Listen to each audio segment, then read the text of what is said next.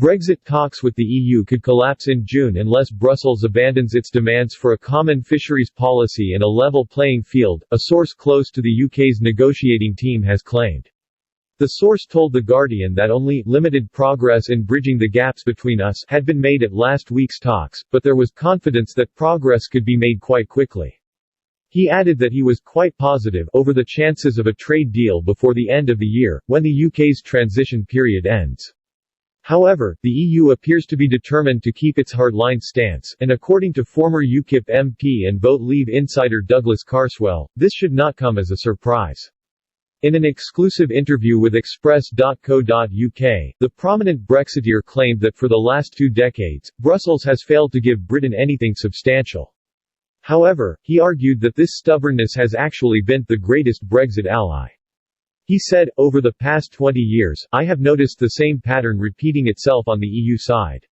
They constantly failed to make the concessions that they ought to have made in a timely manner. And as a result they encourage an ever more distant relationship.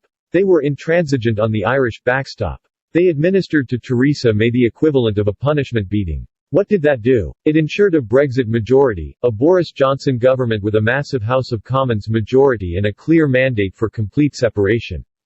They failed to give David Cameron when he was negotiating any credible concession that might have allowed him to convince the public to vote Remain in the referendum. In the late noughties, Tony Blair asked the EU for a more flexible agenda on the Lisbon Treaty. Great Big Lockdown Survey, tell us what life's like for you by answering these questions. Create your own survey at dupl.co. They failed to give him any significant concessions on that too.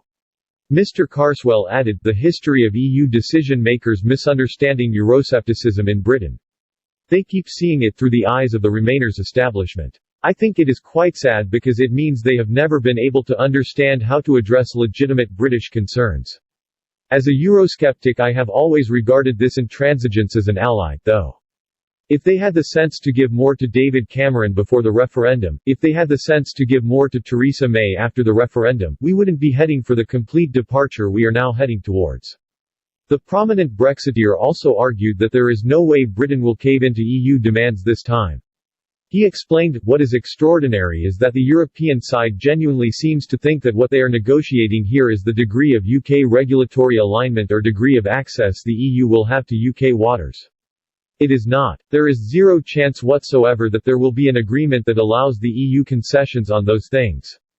None whatsoever. What is really at stake here, even though the European side is too stupid to understand this, is the question of whether or not in 5 years' time the UK will be a geopolitical ally of the European Union.